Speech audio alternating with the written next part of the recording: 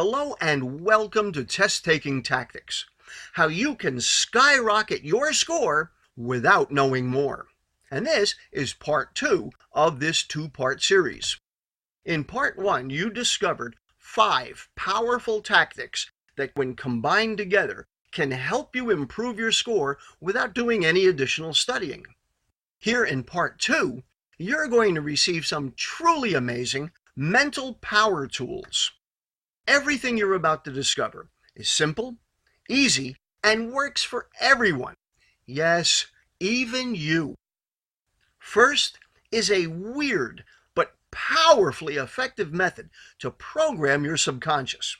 Next is a way to activate your personal search engine assistant to bring you the answers you need now.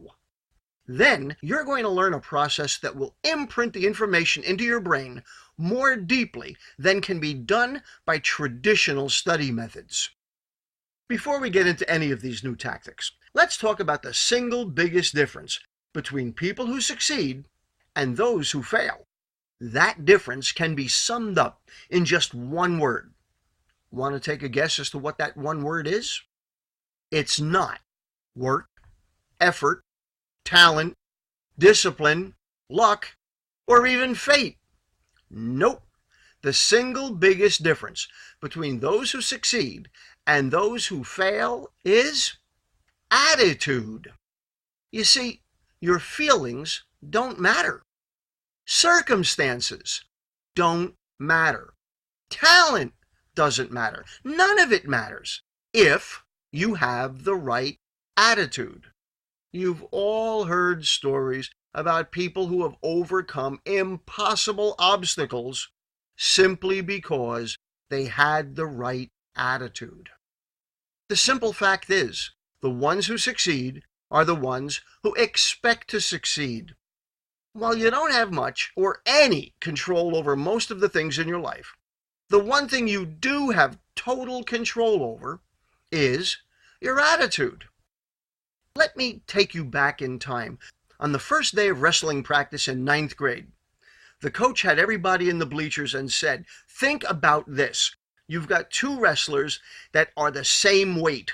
They're the same size. They have both learned the same moves.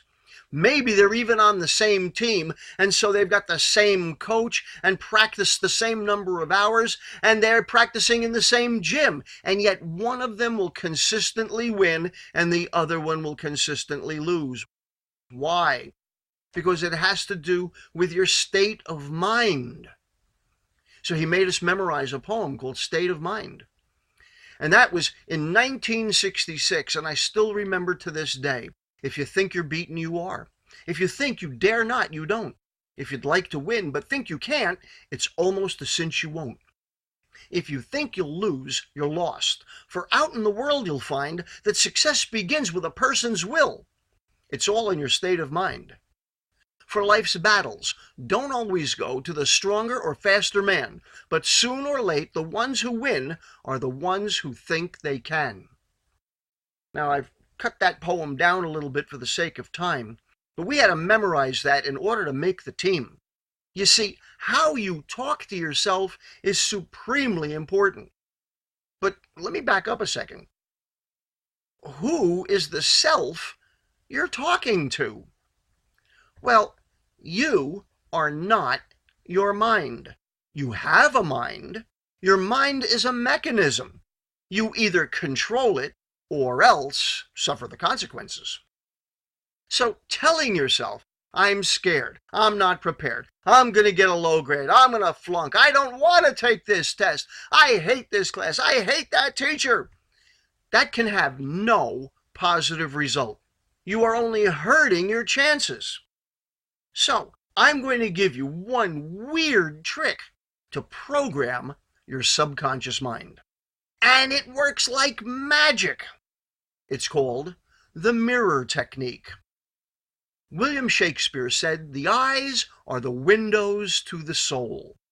You know that you can communicate much more deeply with someone when you look into their eyes. When somebody avoids your gaze and they won't look you in the eye, you know it's a sign of a lack of communication. There's something about looking into the eyes.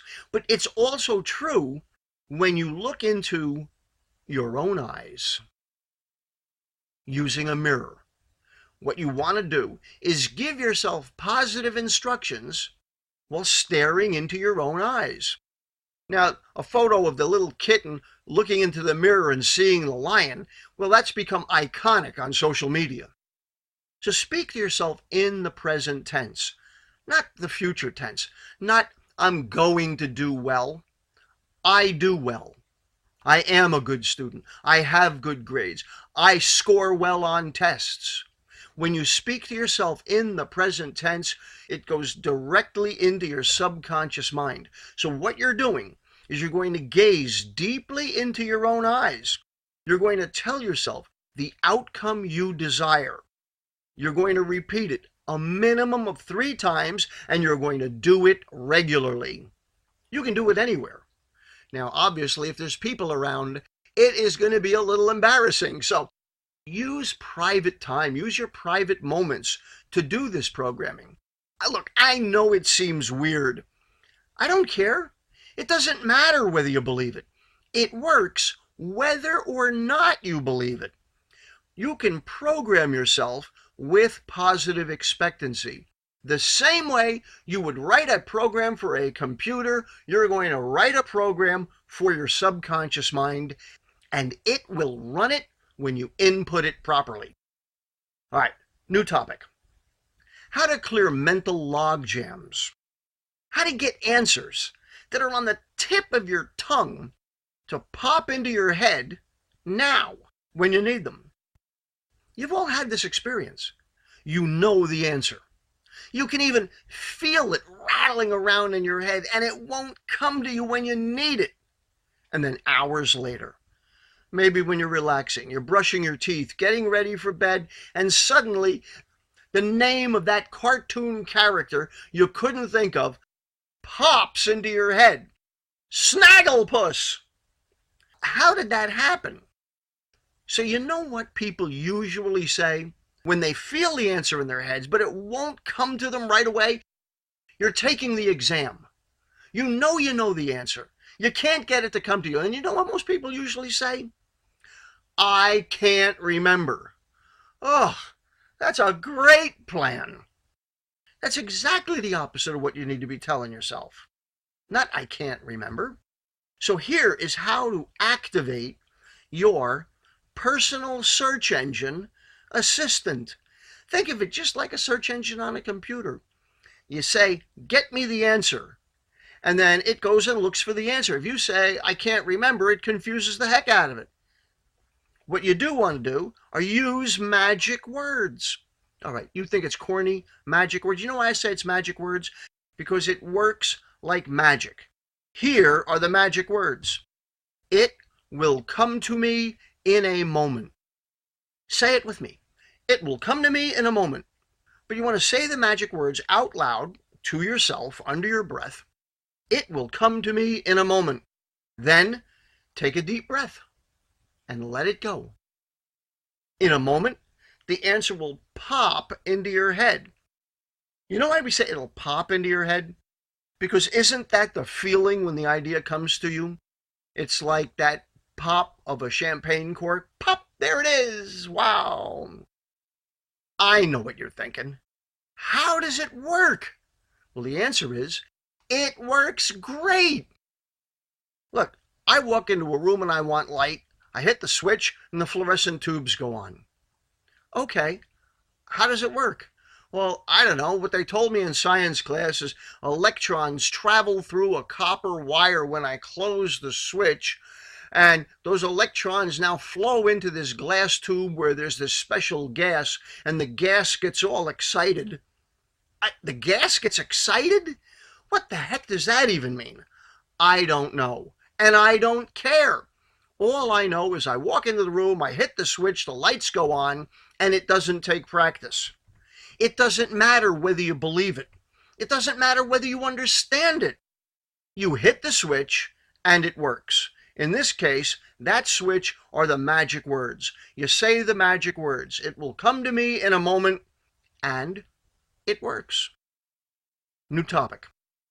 How to deeply imprint new information into your brain. You've heard of ESP. Well, this is MSP. ESP is extrasensory perception.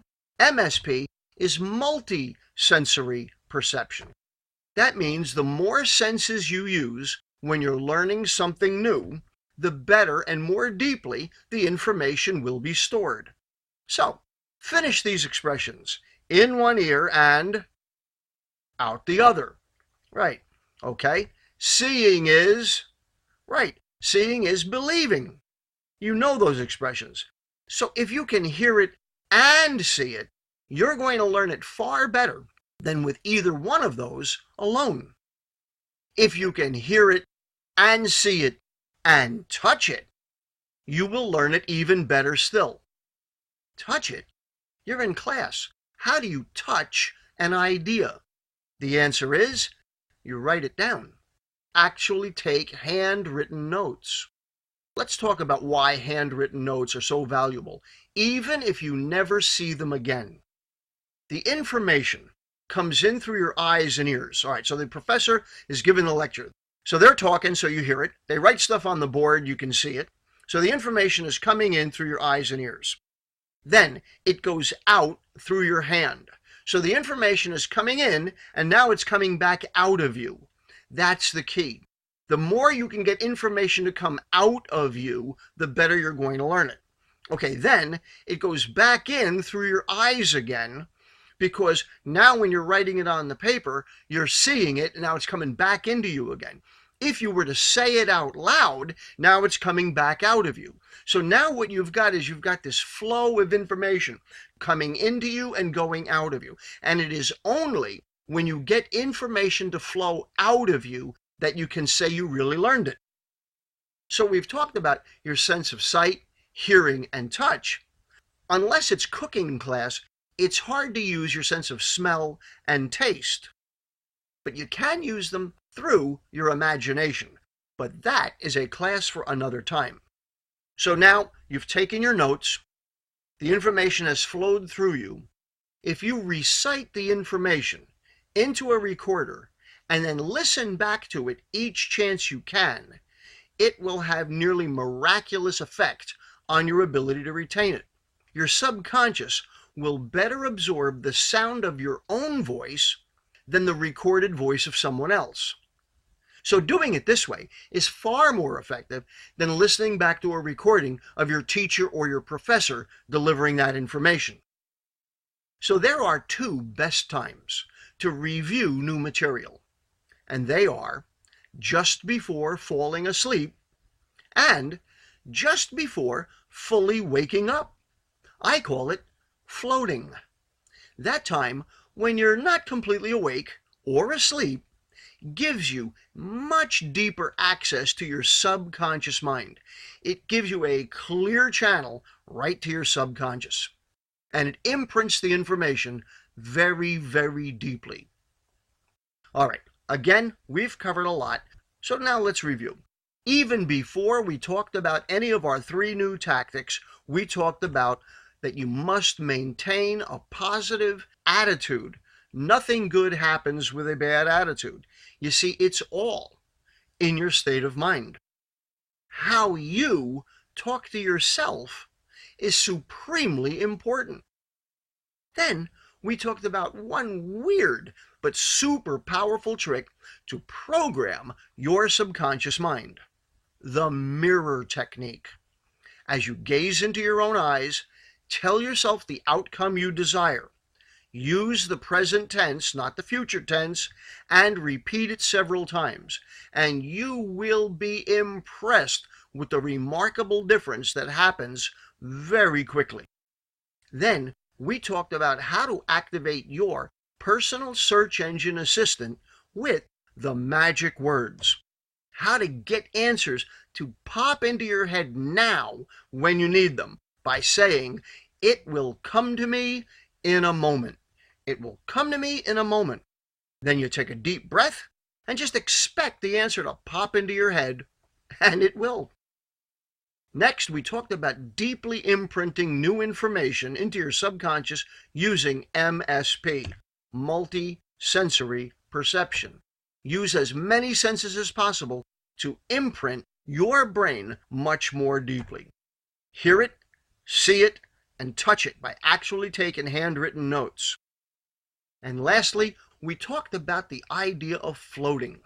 Review your new information during those times when you're not completely awake or asleep, because floating gives you better, clear access to your subconscious.